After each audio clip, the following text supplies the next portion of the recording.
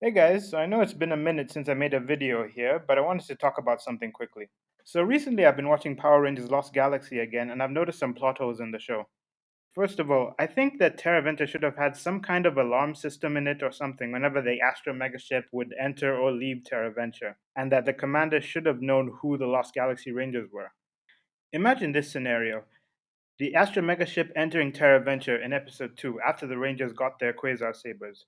Then the commander goes in there to find out what just entered his ship, only to find it's the Astro Megaships and to find that Leo, Damon, Kai, Maya, and Karone are in their Ranger suits. Now, after a minute of confusion, maybe Kai and Kendricks, who already work there, can convince the commander to give Leo, Damon, and Maya some citizenship in turn for keeping their identity secret. In fact, they could probably even explain the disappearance of Mike so that it's not too much of a shock when he returns to the show and tries to get his job back. Mike, where have you been? I thought we left you on the practice moon. Well, I can explain. I was, I just. You were what? I'll expect you at command headquarters at 0800. Yes, sir. Thank you, sir.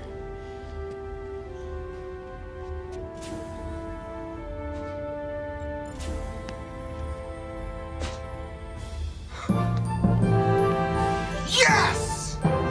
It's obvious that the Rangers had nature elements like earth, water, wind, fire, and lightning, and that played a huge part in their powers. We can even see it when they morph. But for some reason, they only showed us the Red Ranger's fire power, and then a few episodes later, they forgot about it. We never saw any of the other Rangers' elemental powers, and I feel like this was a huge missed opportunity. Do you want to play games? Well, you're playing with lightning. Not every space adventure has to be some kind of man made Star Trek vibe like Power Rangers in space. A Space Odyssey can have magic in there too, like Zordon, the Alien Rangers, Trey of Triforia, the Zeo Crystal, and so much more. Where is the Green Ranger's Quasar Saber powers? We get to see all of the other Rangers' Quasar Saber special attacks, but not the Green Ranger. We saw Leo,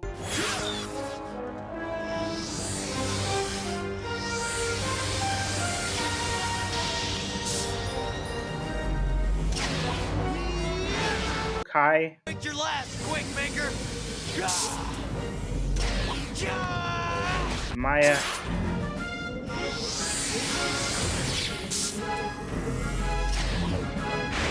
Kendrick,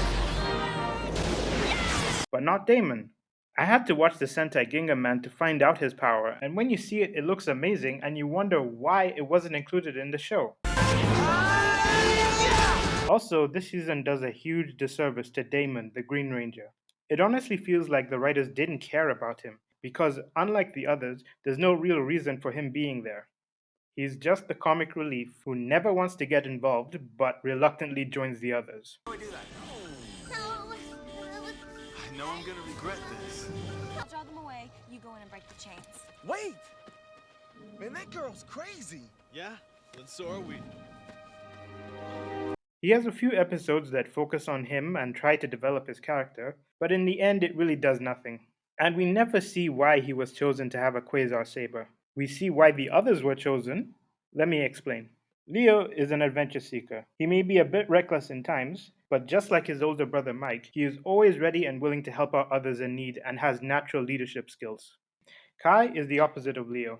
He is disciplined, always follow the rules, almost militaristic. He's not flashy, but functional.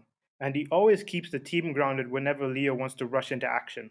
Maya comes from the same planet as the Quasar Sabers, so she has a deep and spiritual connection with all of their powers, and she's the one who explains to them what the meaning of the Quasar Sabers and their Zords mean.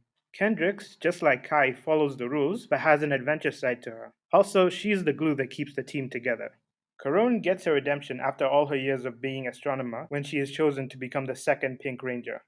Mike is the original leader of the group. He pulled out the red Quasar Saber first to give it to his younger brother Leo, and then he helped the Magna Defender by teaching him that revenge won't bring back his loved ones. Damon is.